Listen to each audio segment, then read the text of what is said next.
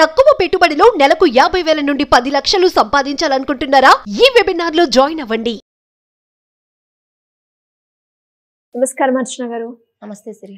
So బేసిక్గా చాలా వరకు కూడా మనీని ఏ విధంగా అట్రాక్ట్ చేయాలి అని ఆలోచిస్తారు, మనీ ఎలా రావాలి వాళ్ళ దగ్గర అని ఆలోచిస్తూ ఉంటారు. కానీ ఎప్పుడు చెప్తూ ఉంటారు చాలా వరకు మనీ మన దగ్గరికి రావాలి అంటే మన ఆలోచించే విధానం కావచ్చు, మనము మనీ పట్ల ప్రవర్తించే విధానం కావచ్చు, ఇవన్నీ కూడా మనీ మన దగ్గర రావడానికి మెయిన్ రోల్ ప్లే చేస్తాయి అని చెప్తూ ఉంటారు. ఎలా ఉండాలి మేడం, మన బిహేవియర్ ఎలా ఉండాలి అంటారు మనీ మన దగ్గరికి రావాలి అంటే? మనకెప్పుడు మనీ కావాలి అని అనిపిస్తూ ఉంటుంది, బట్ మన బిహేవియర్ ఎలా ఉంటుంది సిరి? నా దగ్గర డబ్బులు లేవు, ఎవరితో మాట్లాడితే చాలు ఇప్పుడు ఎక్కువ డబ్బులు లేవు, డబ్బులతో ప్రాబ్లం ఉంది అనే విధంగానే మాట్లాడుతుంటాం. కానీ మన బ్యాక్గ్రౌండ్లో డబ్బులు వస్తే బాగుంటుంది అనుకుంటాం.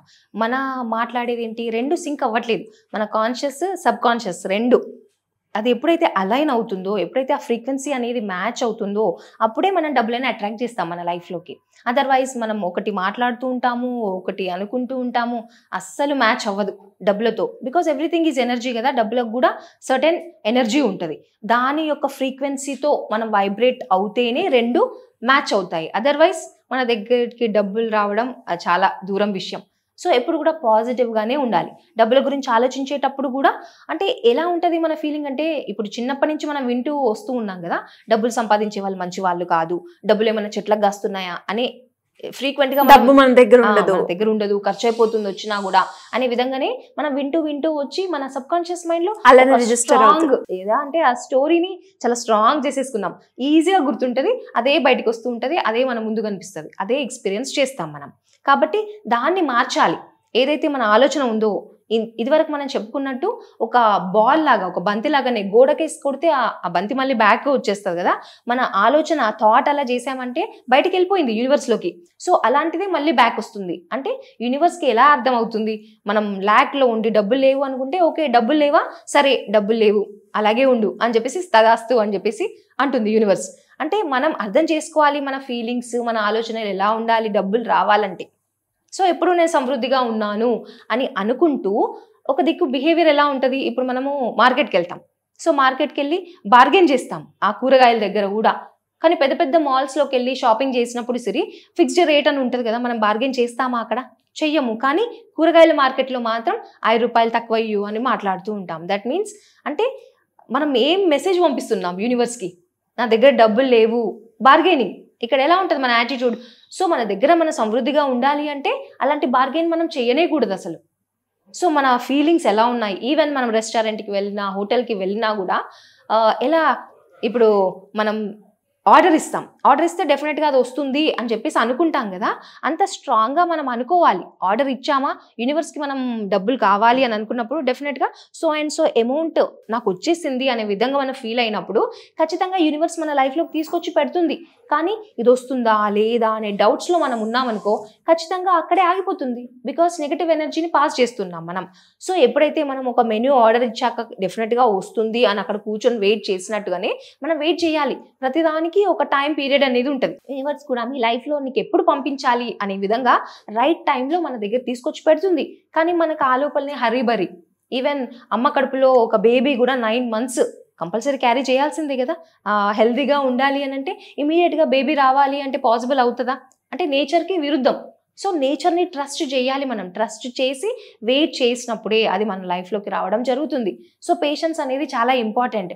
అండ్ అదేవిధంగా సరే హోటల్లోకి వెళ్ళినప్పుడు మనము మెనూ చూస్తాం, ఏదైతే తక్కువ రేట్ ఉందో అది మాత్రమే ఆర్డర్ చేస్తూ ఉంటాం, అవునా? అంటే అక్కడే మనం కాంప్రమైజ్ అవుతున్నాము. అది కూడా మెసేజే యూనివర్స్కి వెళ్ళిపోతుంది. సో నేను ల్యాక్లో ఉన్నా, నా దగ్గర ఎక్కువ డబ్బులు లేవు కాబట్టి ఇక్కడ తక్కువ ప్రైస్ ఉన్న దగ్గర కాంప్రమైజ్ అయ్యి అదే తీసుకుంటున్నా అనే విధంగా మనం మెసేజ్ పంపిస్తున్నాం. కానీ మన యాటిట్యూడ్ అక్కడ చేంజ్ చేసుకోవాలా వద్దా? సో ఖచ్చితంగా అక్కడ కూడా చేంజ్ చేసుకోవాలి. ప్రతిదీ మనం ఖర్చు చేసేటప్పుడు కూడా మనీని అదే మనీ ఖర్చు అయిపోతుంది అనే విధంగా ఆలోచిస్తూ డబ్బులు ఇస్తూ ఉంటాం. ఎక్కడన్నా మనం కిరాణా షాప్కి వెళ్ళినా, ఎక్కడన్నా డీమార్ట్, సూపర్ మార్కెట్కి వెళ్ళినా కూడా, ఎక్కడ వెళ్ళినా కూడా మనం డబ్బులు ఖర్చు అయిపోతాయేమో. చాలా వరకు ఇంట్లో కూడా అలాగే కదా, మనం బయటికి వెళ్దాము అన్నప్పుడు అరే అనవసరంగా ఇప్పుడు డబ్బులు ఖర్చు అవసరమా అనే విధంగానే ఆలోచిస్తూ ఉంటాం. సో మనం ఎలాంటి యాటిట్యూడ్ని క్యారీ చేస్తున్నాం, నా దగ్గర డబ్బులు లేవు, అనవసరంగా ఖర్చు అయిపోతాయి అనే విధంగా. కానీ మనం సమృద్ధిగా ఉండాలి అంటే నిజంగా ఒక రిచెస్ట్ పర్సన్ అలా వెళ్ళాలి అనుకుంటే డబ్బులు లేవు నా దగ్గర అని ఫీల్ అవుతూ వెళ్తాడా? అంటే ఐ కెన్ అఫోర్డ్ ఇట్ అనే విధంగా ఉంటుంది. అలాంటి యాటిట్యూడ్ని మనం క్యారీ చేయాలి. అలాంటప్పుడే, ఎందుకంటే యూనివర్స్ నువ్వు ఏదైతే స్థితిలో ఉన్నావో అదే స్థితి దానికి తదాస్తు అని చెప్తుంది. నువ్వు అబండెంట్గా ఉన్నావా, yes I'm abundant, I choose to be abundant, ఎప్పుడైతే నేను అలా చూస్ చేసుకున్నానో దానికే తదాస్తు.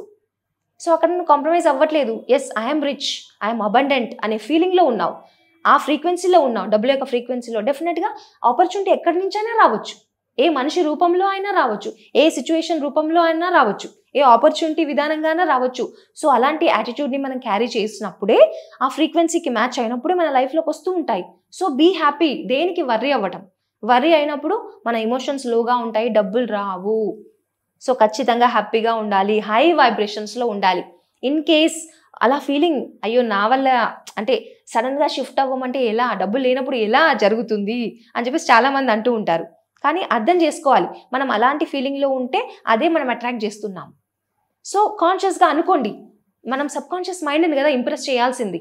ఎప్పుడైతే నేను అబండెంట్గా ఉన్నాను అనే ఫీలింగ్ని సబ్కాన్షియస్ మైండ్లో ఇంప్రెస్ చేసినప్పుడే అది మన కోసం ఏదైనా చేస్తుంది. అదర్వైజ్ అది అలాగే, ఓకే డబ్బులు లేవు అనుకుంటున్నావా, డబ్బులు లేవు అలాగే ఫీల్ అవుతుంది. సో మన థింకింగ్ ప్యాటర్న్ని మనం మార్చుకోవాలి. మన ఫీలింగ్ ఏదైనా కావాలి అనుకున్నప్పుడు ఫీల్ అవ్వండి, ఆల్రెడీ వచ్చింది అనే విధంగా ఫీల్ అయితేనే వస్తుంది. అదే లా ఆఫ్ అట్రాక్షన్. అదర్వైజ్ ప్రతి ఒక్కటి, ఇది గ్రావిటీ పని చేస్తుందనే మనం ఫీల్ అవుతాం కానీ ఈ లా ఆఫ్ అట్రాక్షన్ పని చేస్తుందా అని చాలామంది అంటూ ఉంటారు. బట్ నమ్మినా నమ్మకపోయినా లా ఆఫ్ అట్రాక్షన్ నిరంతరం పని చేస్తూనే ఉంది. మనం ఎలా ఫీల్ అవుతున్నాం, ఎలా రియాక్ట్ అవుతున్నాం, మన థాట్ ప్యాటర్న్ ఎలా ఉంది, మన చుట్టూనే ఉంటుందండి. లా ఆఫ్ అట్రాక్షన్ ఎక్కడో లేదు, మన చుట్టూనే, మనం మాట్లాడే మాటలలో, మన ఫీలింగ్లో, మన యాక్షన్లో, అదే మన బిహేవియర్లోనే ఉంటుంది. సో అలా బిహేవ్ చేసినప్పుడే మనం మనీని అట్రాక్ట్ చేయగలుగుతాం. Otherwise no other option, universe అలాగే పని చేస్తుంది. సో ఇది అర్థం చేసుకుంటే కనుక చాలా ఈజీ సిరి. సో డబ్బులు అట్రాక్ట్ చేయాలంటే సిరి చిన్న చిన్న టిప్స్ కూడా మనం ఫాలో అవ్వచ్చు. ఎందుకంటే మన సబ్కాన్షియస్ మైండ్ బిలీవ్ చేయాలి కదా, ఒక్కొక్కసారి ఇది ఎలా పాసిబుల్ అవుతుంది అని చెప్పేసి మన లాజికల్ మైండ్ అనుకుంటూ ఉంటుంది. కాబట్టి ఎప్పుడు కూడా పాజిటివ్గా, ఇల్లు ఎప్పుడు కూడా శుభ్రంగా పెట్టుకోవాలి. మనం చెత్త అలాగే ఉంచి ఫ్రెష్గా ఉండాలి అంటే పాసిబుల్ అవుతుందా? మనం ఎంత రూమ్ ఫ్రెషనర్ స్ప్రే చేసినా కూడా మళ్ళీ ఏదైనా చెత్త ఉంటే అదే స్మెల్ వస్తుంది, ఫౌల్ స్మెల్ వచ్చేస్తుంది. కాబట్టి మనం ఇన్సైడ్ నుంచి, మన రూట్ లెవెల్ నుంచి క్లీన్ చేసుకోవాలి. ఎప్పుడైతే శుభ్రం చేసినప్పుడే మంచిగా అవుతుంది కదా. సో ఇంట్లో మనం చూసుకోవాలి, అసలు ఏదైనా నెగటివ్గా ఉందా. కొన్నిసార్లు మన కిచెన్లో కూడా ఇరిగిపోయినవి, పాడైపోయినవి అలాగే ఉంచుకుంటాం సిరి, నెగటివ్ ఎనర్జీ. సో మనం ఇంట్లో అన్ని వస్తువులు బాగున్నాయా లేదా, క్లీన్గా ఉందా అని చూసుకుంటూ అవసరం లేని అసలు ఇంట్లో ఉంచొద్దు, పారేసేయాలి. ఎందుకంటే స్పేస్ క్రియేట్ చేస్తూ ఉన్నాం. ఎక్కడైనా కిచెన్లో కానివ్వండి, బెడ్రూమ్స్లో కానివ్వండి, బట్టలు అవసరం లేని బట్టలు కూడా మనం అలాగే పెడుతూ ఉంటాం. సో ఆ బట్టలు కూడా వాడనివి, పాడైపోయినాయి, చినిగిపోయినాయి వేసుకోకుండా బయటకు పాడేసేయాలి, మనకు అవసరం లేదు. బికాస్ అదే నెగిటివ్ ఎనర్జీని అలాగే పెడుతుంది, డబ్బులు రానివ్వకుండా చేస్తుంది. సో ఒకసారి ట్రై చేసి చూడండి, ఇల్లంతా క్లీన్ చేయండి, అవసరం లేని బట్టలన్నీ బయట వాడేసేయండి, అవసరం లేని వస్తువులు అన్నీ తీసేయండి ఇంట్లో నుంచి. ఎంతో స్పేస్ క్రియేట్ అయ్యి డబ్బుల్ని ఈజీగా మనం అట్రాక్ట్ చేయగలుగుతాం. సో ఇది ఫాలో అవ్వాలి. రోజు మనం పూజ చేసుకుంటాం కదా, దీపం పెట్టుకుంటాం. సో అలాగే మన మెయిన్ డోర్ అనేది చాలా ఇంపార్టెంట్. డబ్బులు రావడం మన మెయిన్ డోర్లో నుంచే వస్తాయి అన్నమాట.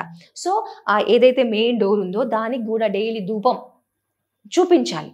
సో మెయిన్గా దాన్ని క్లీన్గా ఉంచుకోవాలి, బూజు లేకుండా నీట్గా ఉండే విధంగా మెయిన్ డోర్ని చూసుకోవాలి.